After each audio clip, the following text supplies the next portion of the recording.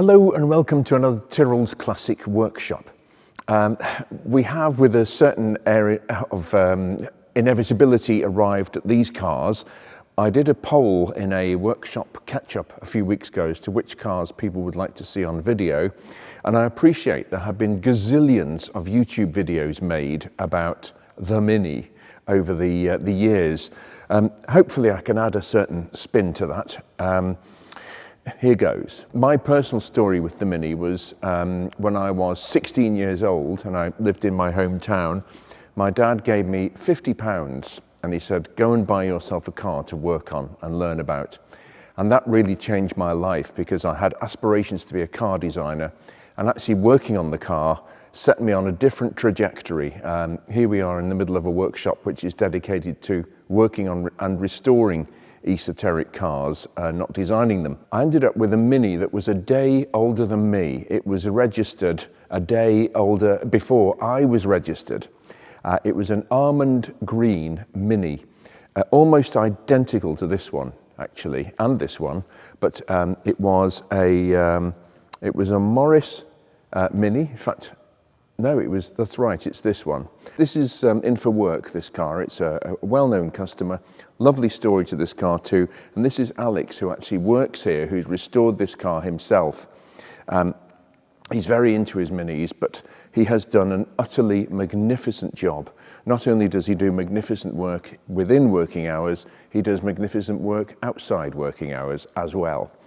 But this car is really interesting because this car was registered a few days after I was registered. So within the space of a week or two, my Mini originally that started it all, and this Mini and I were all built. How about that? Or at least came into the world, let's put it that way. So very sweet really. This car is owned by a customer's dad. We had the son's Ferrari engine in for a rebuild, Ferrari in for an engine rebuild, I should say. And his dad came and helped us with that, and he was so inspired by working on cars again after decades of not. It sort of fired him up, and he and a friend, I believe, built this car up. They bought this car and built it up, and they've made a really lovely job of it. We've just been doing some tweaks here and there, turning it into a more complete package, really, and doing an engineer's report on it, all of which is finished. They might look quite similar, but they're actually quite different under the skin. Both same concept, same engine, etc. This has been souped up to 1300 and odd cc. It's either 1380 or 1430 or something like that, which is about as big as an A-series engine can go. Actually, the trusty BMC pushrod inline 4 A-series that's been around, I think, since the early 1950s, but I may be wrong. This Mini, Alex, it's a standard Mini, Austin 7 originally they were called, Deluxe, with chrome surrounds on the rear quarter windows, on opening rear quarter windows. Oh, be still my beating heart. It's an 850. Alex has breathed on this. As part of the restoration, he's put a gas-flowed Cooper head on it and a couple of twin carburetors again. But it's just a lovely, lovely thing. I've been out in the white car. I've done some miles on that, or the cream car, to bring it up to scratch, just doing a bit, adjusting this, that, etc. I've never been out in Alex's car until today. He took me out for a drive in it. And the difference between the two is astonishing. Wow, this is so much quieter than the other one. Oh, it is. The 850, it's a smooth engine. Compared to put the 1275 in the blue one, I think, God, it is a bit rougher. Now, we've done this the wrong way around, because we should have been in this one first, but this, yeah, that's amazing. This is like a limousine compared to the white one. It's a bit more refined, but yeah. Because when I done it, I put like, obviously it's not Dynamat, it's a make of it. I just put it all over the body, in the roof, doors. Oh, I see. Just to quiet it down, because otherwise there's no sound editing on, it was just sheet metal. Right. So. But this is, I mean, there's no noise through the bulkhead. No. Clear left. So, wow. There's the odd rattle and knock in there, which you'd expect. So. And is this some sort of extension on the gear lever here? Yeah, I had to put that on because I moved the seat further back. Because I see. initially the seats they had a rivet through the brackets, so they were only in one position, and you just had the lever to move the seat backwards and forwards. And you were, well, right up against the steering wheel. Like, I'm not the tallest person, but I did feel a bit cramped in it. So I just felt... Where's the electric seat adjustment, Alex? Yeah. You'd be lucky if you had that. There's nothing in it. If one fixed position, and that's your life. Well, yeah, exactly, yeah. Oh, it's, but it's so smooth and quiet compared to the white one. Yeah, so... I mean, there's no... And I don't think that gear wine is that intrusive, actually. Is this this is 1961, isn't 61, yeah, September 61, you know. This is the third, this is Mark III of the gears, isn't it? Yeah, the first year, actually, which way we clear left. We're going to go that way, there we go. Yeah, so there's a cone type synchro, so it's the first of the gears, really. Is it? Yeah, it's very quiet. It's not bad, but compared to the other one, you do notice it a bit more. I tell you what, it doesn't go badly either. It's all right. It's had a little bit done to it. So, has it? Yeah, so it's got a big valve head off a 998 Cooper. And what about carburettors? Is it a single carburettor? Twin H2s, so it's the older type. So this is a souped up? A little bit, yeah. And I've altered the gearing. I put a higher diff, a 3.1 diff in it, instead of the 3.7 that was in it. So on a long journey, it cruises 55, 60 and it's happy. Right. So, yeah, probably pull nearly 80 this, I would think, actually. Yeah. If you ever wanted to do that. When I don't bottle it. yeah, exactly. So, and the rather large steering wheel. Yeah, the old bus steering wheel. So. But it's still that you can feel it's like a ferret up a drain pipe. It just wants to go where you point it. Oh, it is, yeah. And oh. and this is like fingertip steering on it. Like, yeah. The steering is so light. So it is, to be honest, it's a bit nice joy to drive other than my blue car. This is an absolute credit to you, Alex. It really is. So you've done a magnificent job of this. So what's the history of this car then? Right, it's obviously a Birkenhead car. 1961, it was sold at Voss Motors around Liverpool area, I believe. And it's basically been in one family since 1963. Like the one I bought it off, it was the grandson, obviously, I bought it off, obviously his granddad had it since 63 and he bought it off him late 60s. And he used it all over like summer holidays through college and stuff like that. But talking to him, apparently everyone used to drive it. Yeah, so he used to give it his mates, they used to drive it. So it's done a fair few miles then? It's done, yeah, when I had it, it was 61,000 on it. And when you looked at parts of the engine, you could tell. But yeah, so it's had a life.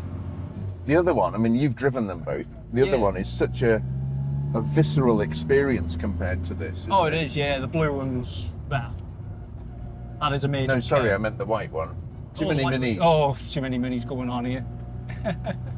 Yeah, like you say, it's alive, isn't it? It is. It's a bit more, like, well, aggressive, should you say. This is beautiful. Absolutely beautiful. It's a real credit to you, Alex. It really is. Done something right. You do something right every day. Yeah. It's beautiful. Absolutely beautiful. Stunning. We forget nowadays because virtually every second internal combustion engine car anyway has got an engine across the engine compartment, a transverse engine at the front, driving the transmission and driving the front wheels.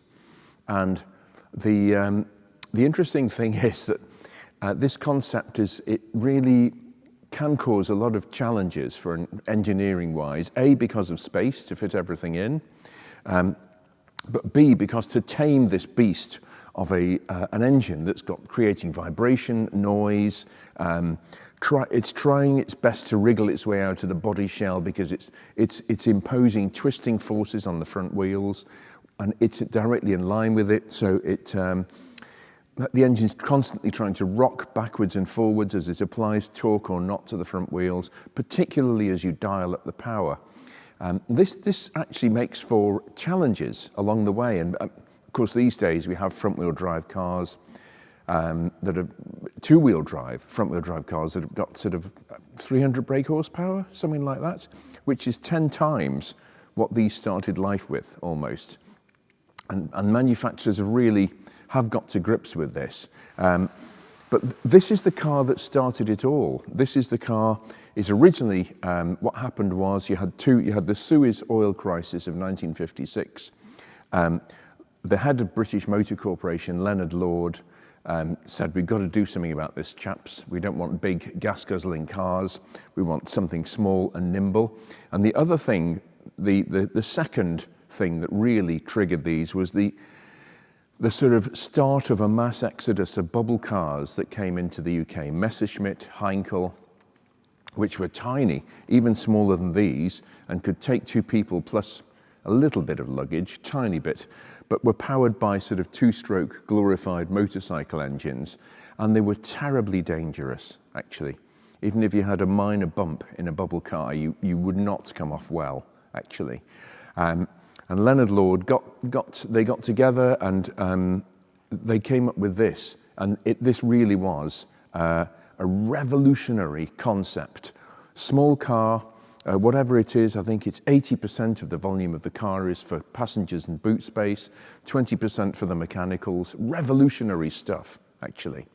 And they adapted the gearbox with a clutch on the end of the engine crankshaft as normal, a set of primary gears dropping down to a transmission underneath the engine and the differential. Gianpaolo Dallara, I had the honor of interviewing him some years ago, the man who was the head of engineering at Lamborghini when they started, and he engineered the powertrain for the Miura amongst just about everything else. And he told me firsthand at the time that he had actually used the Mini as a basis for designing the Miura powertrain. Just a small difficulty. The Miura powertrain developed something like 8 times the power of the Mini.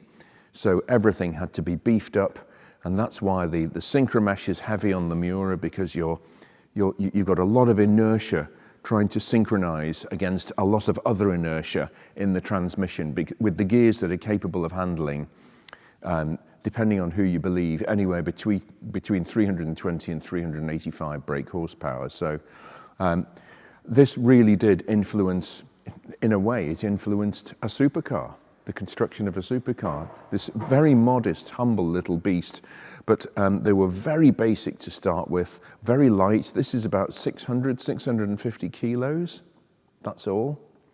I mean, a modern Mini, to put that into perspective, is probably over twice that. Can you believe it? Really, it's astonishing. Alex has done a simply magnificent job of restoring this car. I'm very proud of the team we've got here. They're all artisans in their own rights, their own disciplines and specialities. But I've been wanting to do a video on the Mini for ages because, as I say, they became part of my life when I was 16. I bought, we've even got an original workshop manual for the Mini here, an original BMC factory workshop manual, which we got on file. And they've just been such a part of my life, all my life. I really looked into to tuning the engine. I took the cylinder head off because one of the teachers at school was very into Minis. I altered the shape of the combustion chambers, etc., to make them more efficient. I bought the books, David Vizard, tuning the BMC A series, all this stuff. And it was terribly exciting to a teenager who really, instead of playing pool or whatever else, was getting his hands dirty working on cars like this. And I hand coach painted it bright red with a white roof to replicate the Monte Minis, as they were called. The Minis that absolutely obliterated the competition in the 1960s. I mean, it was a mobile swimming pool. Every time it rained, the floors got water in them. As I say, it was an early 60s car, so it had the push-button starter between the seats, which both these cars still have. They are just an absolute delight, and all of a sudden they've become rare and they've become expensive. Cooper S's were always expensive. A genuine Cooper S was always an expensive car for the last 30 years, 40 years. But these, even a basic Mini of this one Mark III from the early 70s, it's a few £1,000s, and they didn't used to be that. So they've really moved on. They're just a delightful little car, and they were a world beater. They were voted, I don't know by whom, but they were voted the second most influential car of the 20th century, behind the Model T Ford. So a real revolutionary pint in a tiny pot. So anyway, we're going to take the white car for a run now, just have a look at a couple of engineering things on the lift. Yeah, this is my tribute to the Mini.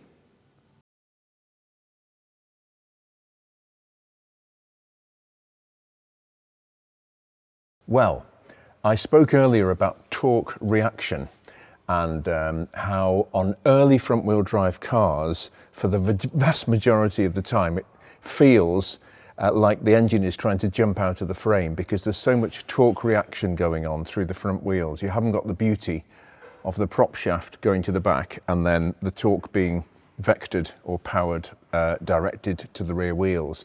It's all happening at the front end, and the torque of the, as you accelerate and take your foot off the throttle, the whole engine has a tendency to rock around. And that's why when BMC ratcheted up the performance, they actually ratcheted up the torque, the ability to, or not, for the engine to move around in the frame. So they came up with this idea here. The original gear lever, when the Mini was announced in 1959, was a great big long lever that came out of the gearbox here and then went up through a hole in the floor and was a great big long lever that that basically you were doing this with it, and you know, you found the gears, which was okay, it worked. When the Cooper S came along, they got this thing, which is a huge aluminium casting. From memory, I think in metric terms it weighs about 6 kilos, or about 12 or 14 pounds, quite a lot anyway. And this huge aluminium casting with the gear lever there and a rod running along there was bolted on to the engine and gearbox unit, and this actually helped to counteract the torque effect as the power went up of the engine to move backwards and forwards, because it had a long lever here which should in theory stop it. So that's what happened. It's not very weight saving, to say the least, but it's called a Cooper S remote control. And in the 1960s, this was quite the thing. It really was, to have a Cooper S remote control on your Mini. Very compact arrangement. These fins to keep the engine oil cool, because the engine and transmission used the same oil. Drive shafts coming out the sides, and transfer gears and clutch assembly in a cluster here. And Gianpaolo Dallara, when we go back to the Lamborghini Miura, Gianpaolo Dallara told me that he took this design, this concept, when he was making the Lamborghini Miura. The engine sits on the gearbox in this car. The Miura was behind on the Miura, the gearbox was behind it. But the whole thing is very compact. And of course, the Miura was pumping out between 8 and 10 times the amount of power that this was. So Gianpaolo Dallara had to re-engineer the whole gear train. That's why Miura gear changes are famously heavy and quite clunky, because you got great big synchromesh rings trying to tame gears to operate at the same speed when you're changing gear with 350 or whatever it is, 320, 370, depending on who you hear, who you're listening to, going through the gear train. But this developed, I think, about 40 brake horsepower. So, but Dallara took this concept, scaled it up to cope with the power, and that's why this really was very influential and very revolutionary. The clutch assembly in particular, that sort of area, Dallara copied and pasted on a much larger scale, and hey presto, we had the Lamborghini Miura drivetrain. But this was an absolute wonder of a thing, really, the Mini, when it first came out. And Yeah, again, this has got Cooper-esque discs on the front now to cope with the added power. It's, you know, to have Cooper-esque discs on your Mini was something really special. Yeah, we're going to take this out for a drive now, and it should go extremely well. Something else to note, this is the starter switch here, which, as you can see, this has got positive battery earth going through it, positive battery energy, hence these quite thick cables. And look how close it is to the exhaust system. So you've got uncovered positive electricity there, right next to an earthed negative exhaust system. If those two touched, you'd short the battery and the electrics out. Nothing to see here. What could possibly go wrong? Yeah, 1950s health and safety. Jolly good, chaps. Well, here we are in the considerably different white Mini from Alex's 850. A lot of it is very familiar, but you notice immediately the steering is just because of that extra grunt. I mean, this is around about 100 brake horsepower compared to 35, so whatever percentage that is, a 300% increase in power. I don't think there are many cars on the planet that could stand that, but I'm just driving Miss Daisy at the moment, and it feels great. I mean, there's a lot more harshness through the cabin because the mountings, for the reasons I've explained regarding the engine trying to escape out of the body because of all the torque that's being vectored to the front wheels, literally everything, apart from the fuel pipe from the back and the exhaust system to the back, is located behind the bulkhead here, and you're sort of aware of it. There's a lot of vibration in here and quite a lot of noise. I think that's probably another similarity to the Lamborghini Miura, is the level of noise inside the cabin. But I mean, Enzo Ferrari apparently had one of these as his everyday car for a while. Can't say better than that, really. But the gear change is lovely. That remote control Cooper-esque gear change is very positive. And the steering with this steering wheel is so fast, the rack on it. You just literally think your way around corners, which of course was part of the attraction. So let's give it a bit of, let's open the taps and see what it can do.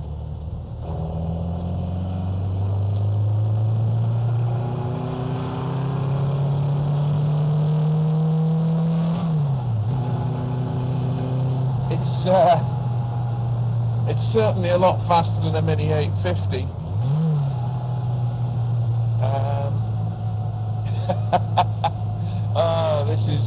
This is quite fun. The induction roar of those twin SU carburetors right behind the instrument panel here. I mean, it's all, you know, it doesn't matter whether you're sitting next to somebody or whether you're sitting in this on your own. One word I would describe is intimate. It is tiny, this car. The original requirement of 10 foot long by 4 foot wide is by 4 foot high. They almost got away with it. They had to widen it slightly, but this is like being in the cockpit of a tiny two-seater aeroplane. There's just no room in it, really, but that's okay. But it's wanting to go. You touch the throttle and it's off. Literally. Bags of torque. Great fun. BMC did their best to master this engine torque problem at the time. And of course it wasn't too much of a problem when it was developing 35 brake horsepower or thereabouts, but as soon as you started to wind the power on, which was quickly became irresistible in the 1960s, as they discovered this car's potential, the fact that it went round corners like it was on rails, the horsepower was added, the A-series engine was eminently tunable, and the Cooper S came out in 1963, I think. The They had various iterations, 970cc, 1071, 1275, all basically the same engine, just different sizes, but for different homologation, different motorsport applications. But it's so tractable, this engine. When we were doing 1400 RPM, and you just touch the throttle and it's off. It sounds as though I'm foot to the metal there, but I can assure you I am not. It's just begging to go, this thing, and that was the infectious thing about them. Even with their big steering wheel, people immediately realised the handling potential of them. I remember I actually took the cylinder head off my Mini 850 engine and ground the combustion chambers to a better shape, and then used a burette to make sure I'd ground the same amount off each one. It was all terribly exciting as a 17-year-old. Yeah, there was a hill in my hometown called Sandy Lane, and before I did the work on the engine, I couldn't really go up this hill in fourth gear. But afterwards, I could, and I was very, very happy with that. These things are great to a 17-year-old in the 1970s. Yeah, it just wants to go, this car. You can feel it. It's straining at the leash. That engine vibrating more through the cabin because of the strength and mountings to try and keep it in check. But it just wants to go. We'll just open the taps on that again.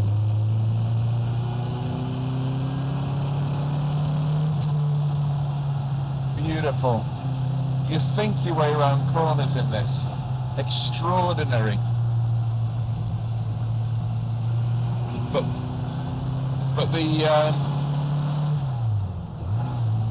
amount of torque steer with the added power is quite something. It's incredible that cars can now transmit the thick end of 10 times the power of the original Mini through just the front wheels, with traction control and electronic aids to manage the engine throttle and dab the brakes for torque vectoring, all that sort of thing.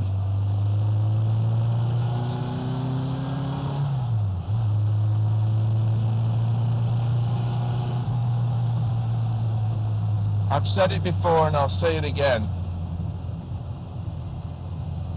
It sort of doesn't matter really in terms of monetary value whether you're driving this or a Lamborghini Miura. It's the smiles per mile that makes classic car motoring so enjoyable, and this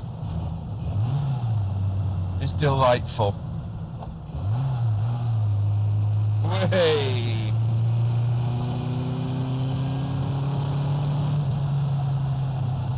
It literally lifts front of the car with that grunt. A world away from the original Mini 850. This is what you get with years and years of development and adventure. Great. Great, great, great. Well, that concludes another Tyrrell's Classic Workshop video. Hope you've enjoyed it, and we'll be back with something else very soon.